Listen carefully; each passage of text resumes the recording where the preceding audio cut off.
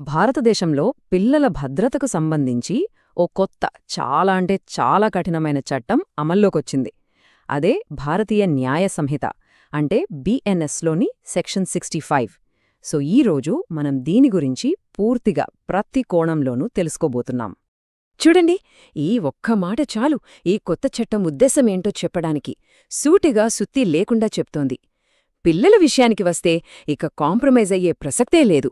వాళ్లను కాపాడ్డానికి చట్టం ఎంతకైనా తెగిస్తుందని చాలా గట్టిగా చెప్తోందన్నమాట. సరే, అసలు ఈ చట్టాన్ని ఎందుకంత కఠినంగా మార్చారు? ఇంతకుముందున్న చట్టాలకి దీనికి ఉన్న తేడా ఏంటి? ఆ కొత్త కఠినమైన శిక్షల వెనుక ఉన్న ఆలోచన ఏంటో ఇప్పుడు చూద్దాం. ఇక్కడ చూడండి, శిక్షల విషయంలో చాలా క్లియర్గా 2 కేటగిరీలు పెట్టారు. ఒకవేళ నేరం 16 ఏళ్ల లోపు వాళ్లమీద జరిగితే శిక్ష మినిమం 20 ఏళ్ల జైలు, అది జీవిత ఖైదు వరకు కూడా వెళ్లొచ్చు. అదే నేరం 12 ఏళ్లలోపు పసిపిల్లల మీద జరిగితే అప్పుడు పరిస్థితి ఇంకా సీరియస్, జీవిత ఖైదు లేదా ఏకంగా మరణశిక్ష వేసే అధికారం కూడా ఉంది. 20 ఏళ్లు, ఇది జస్ట్ ఒక నంబర్ కాదు, ఇది మినిమం పనిష్మెంట్. ఇంకా ఇక్కడ జీవిత ఖైదు అంటే చాలామంది అనుకున్నట్టు 10-15 ఏళ్లకి బయటకు రావడం కాదు. వాళ్ల సహజ జీవితం ముగిసేంత వరకు, అంటే చనిపోయేంత వరకు జైల్లోనే ఉండాలి. దీని బట్టే అర్థం చేసుకోవచ్చు నేరమెంత తీవ్రమైంది. ఓకే, ఇప్పుడు ఈ సెక్షన్ కింద ఒక కంప్లైంట్ ఫైల్ అయ్యిందనుకుందాం. అక్కడ్నుంచి కథ 2 వేర్వేరు దారుల్లో వెళ్తోంది.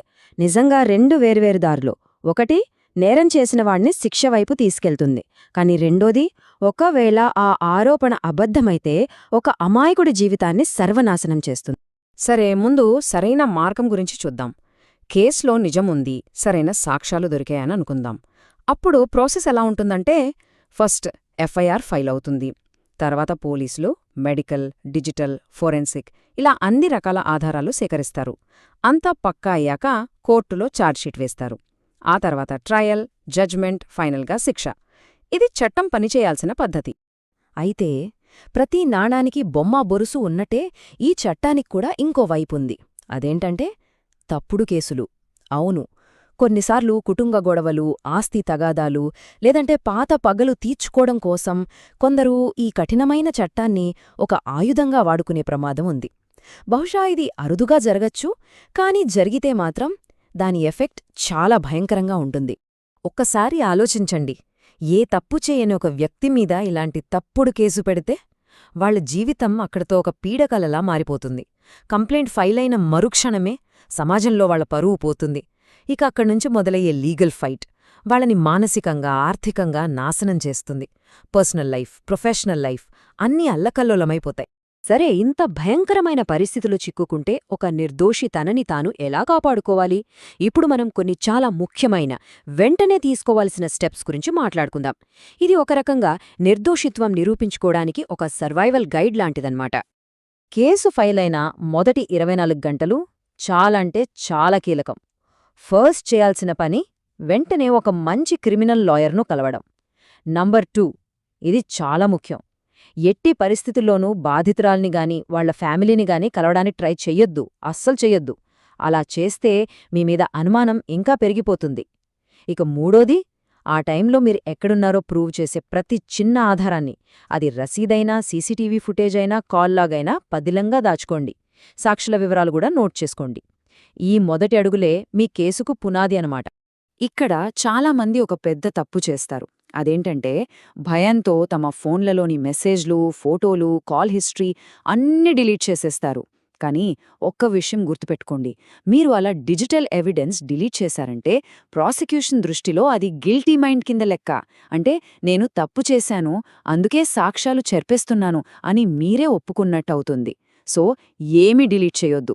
అందులోనే మీ నిర్దోషిత్వాన్ని నిరూపించే ఆధారం ఉండొచ్చు. ఓకే, ఇంత కఠినమైన చట్టం ఉంది, సరే. కాని మన రాజ్యాంగం కొన్ని ప్రాథమిక హక్కులిచ్చింది కదా, మరి వాటి సంగతేంటి? ఒకవైపు పిల్లల రక్షణ, ఇంకోవైపు నిందితుడి హక్కులు. ఈ రెండింటినీ మన న్యాయ వ్యవస్థ ఎలా బ్యాలెన్స్ చేస్తుందో ఒకసారి చూద్దాం.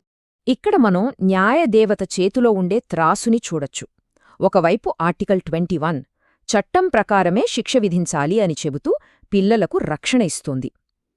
మరోవైపు ఆర్టికల్ 20 మరియు 22 ఇవి నిందితుడికి ఒక రక్షణ కవచం లాంటివి. తమకు వ్యతిరేకంగా తామే సాక్ష్యం చెప్పమని ఎవరూ బలవంతం చేయలేరు.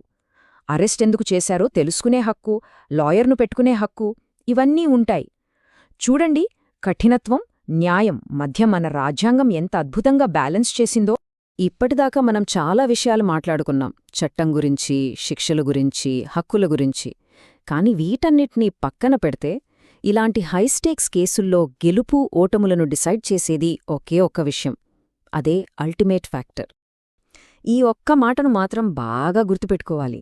సెక్షన్ 65 లాంటి సీరియస్ ఆరోపణలు ఎదుర్కొంటున్నప్పుడు మాటలు, కథలు, ఎమోషన్స్ వీటికి విలువుండదు. కోర్టుకు కావాల్సింది ఒకటే ఒకటి: ప్రూఫ్, నిరూపణ. మిమ్మల్ని కాపాడగలిగేది కూడా ఆ తిరుగులేని సాక్ష్యం మాత్రమే. సరే, ఈ విశ్లేషణను మనం ఈ కీలకమైన ప్రశ్నతో ముగిద్దాం. ఈ చట్టం, ఎలాంటి సందేహం లేదు, బలహీనులకు, పిల్లలకు ఒక బలమైన కవచం. కాని ఈ కవచమే తప్పుడు ఉద్దేశాలున్నవాళ్ల చేతిలో ఆయుధంగా మారకుండా ఎలా చూసుకోవాలి? ఇది సమాజంగా మనమందరం ఆలోచించాల్సిన పెద్ద ప్రశ్న.